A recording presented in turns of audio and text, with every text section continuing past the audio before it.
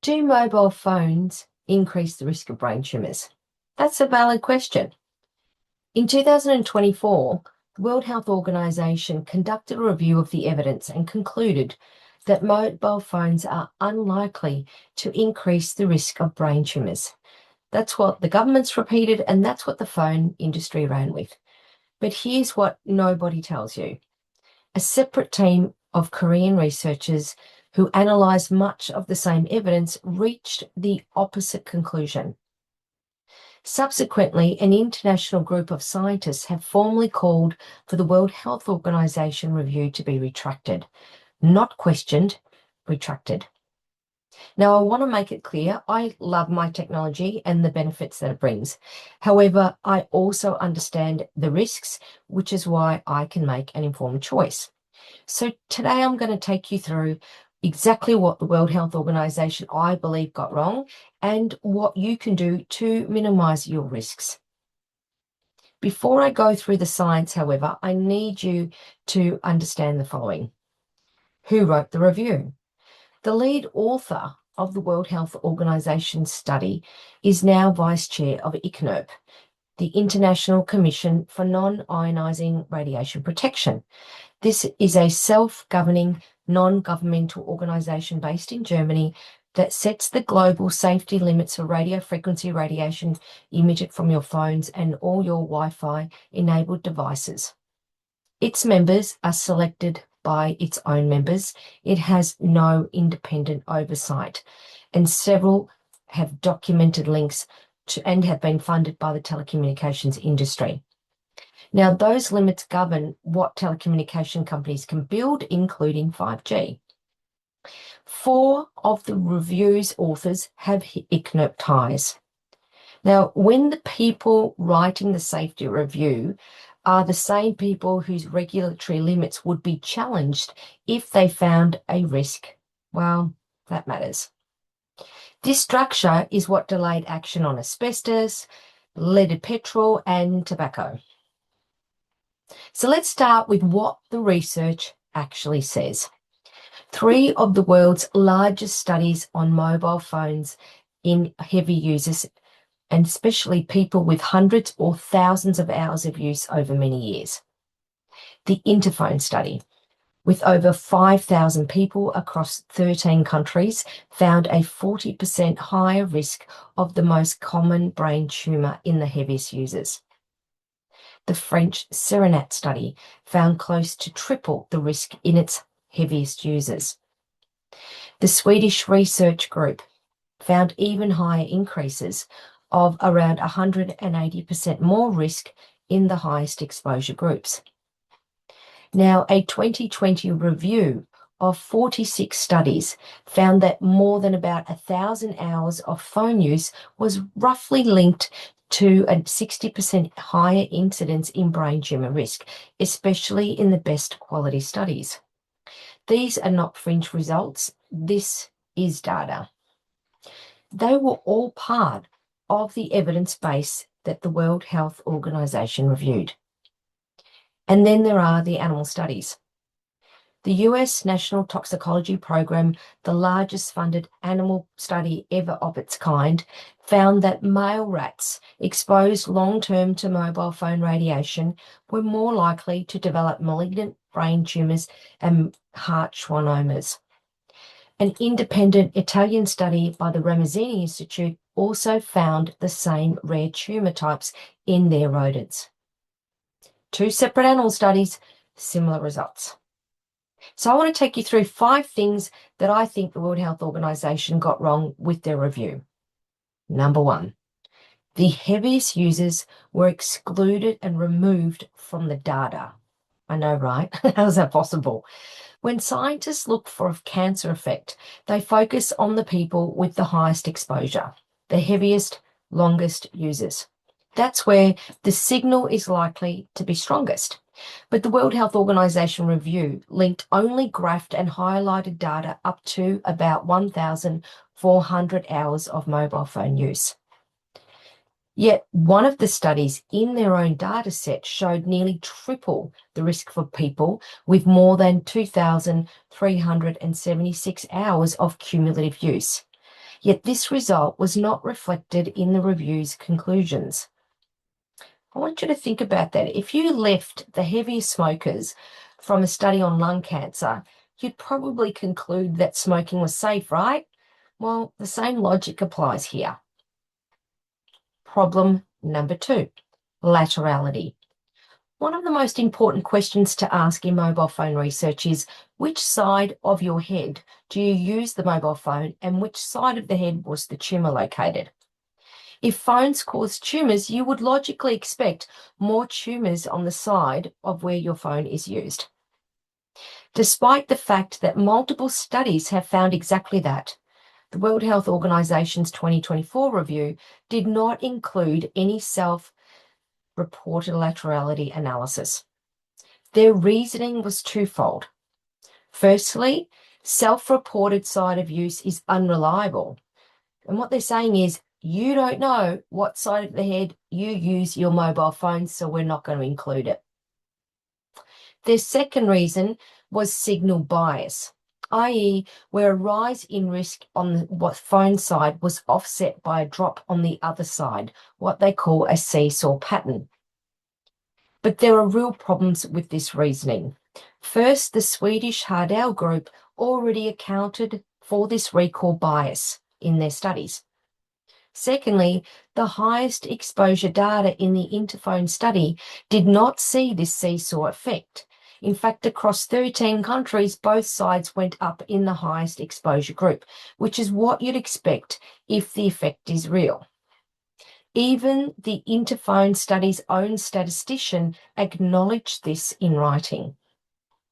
So the review's excuse for tossing this evidence is contradicted by the very study it leans on.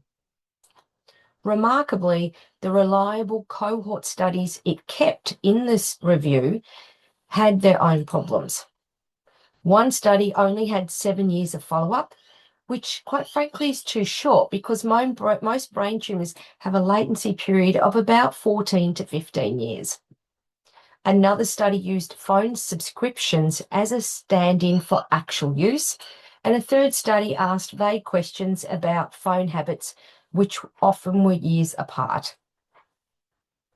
Problem number 3, the cordless phone saga. The review counted cordless phones, but the cordless phone signal was drowned out. Essentially, the World Health Organization review threw all the cordless phone studies into the one pool and averaged them together, even though the studies disagreed so strongly that the review's own statistics showed it. When you average studies that disagree that much, a real signal in some of those studies can get diluted. And this is exactly what happened to the Swedish Hardell group's individual cordless phone studies, which repeatedly showed an increased risk of glioma and acoustic neuroma with cordless phone use. Problem number 4. A fatally flawed study was rated top quality in the World Health Organization review. The review gave its highest quality to a large Danish study published in 2011 that found no risk, despite the fact that it contradicted the Danish Cancer Registry, which identified an increase in brain and central nervous system tumours incidence from 2004 onwards. The second flaw, the study used mobile phone subscription records as a proxy for actual phone use, so people who used a phone but had no personal subscription were counted as non-users. The International Agency for Research on Cancer, which is the World Health Organization's own cancer agency, made the same point, stating that reliance on subscription to a mobile phone provider as a surrogate for mobile phone use could have resulted in considerable misclassification in exposure assessment. So in short, when real users end up in the non-user group, any difference between the two groups disappears and the risks can get hidden. Despite these serious flaws with the Danish study, the World Health Organization rated it top quality anyway. Problem number 5. Studies showed risk of brain tumour were marked down. Studies that showed no risk were marked up. According to a paper published by Hardell and Nielsen in 2025, studies that showed an increased risk of brain tumours were more likely to be marked down, and those that showed no effect were marked higher. Out of the 42 risk of bias red flags across 80 mobile phone studies, 35 out of the 42 went to the Swedish group, which consistently reported an increased risk in brain tumours with mobile phone use. For cordless phones, every single red flag went to that same group.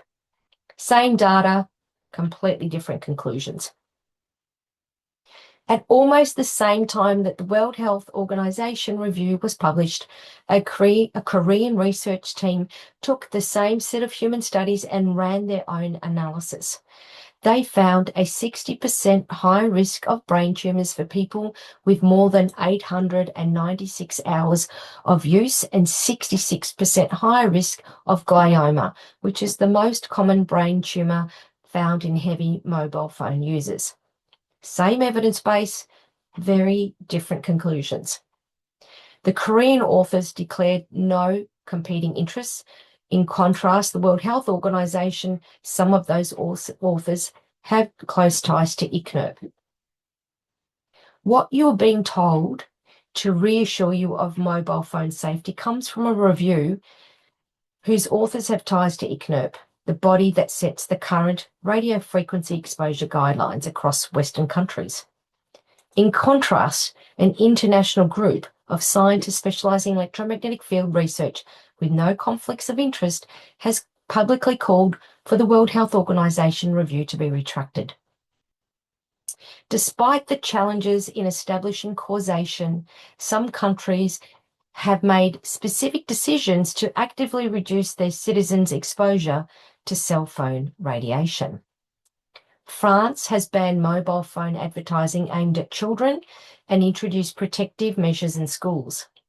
Cyprus removed Wi-Fi from kindergartens and promoted the use of wired connections instead. In 2011, the International Agency for Research on Cancer classified radio frequencies from mobile phones and all your Wi-Fi-enabled digital devices as possibly carcinogenic to humans. These decisions were made before the 2024 World Health Organization review and have not been reversed. You do not need absolute proof to act sensibly, especially when the changes cost you nothing. So here are 3 things you should consider when it comes to mobile phone use. First, keep the phone away from your head at all times. Use speaker mode or a wide earpiece when making or receiving calls. Number 2, keep it away from your body. Don't carry it in your bra or pocket. Put it in a bag or on a table. And lastly, protect your kids. For children under 15, it should be used for emergencies only. If you're going to use Wi-Fi enabled devices and cell phones, put them in flight mode for games, music, and downloads whenever possible. And if you read the fine print in your phone's manual, it already warns you to keep the device away from your person. Most people never see that. Subscribe because the research exists. It's just not being told.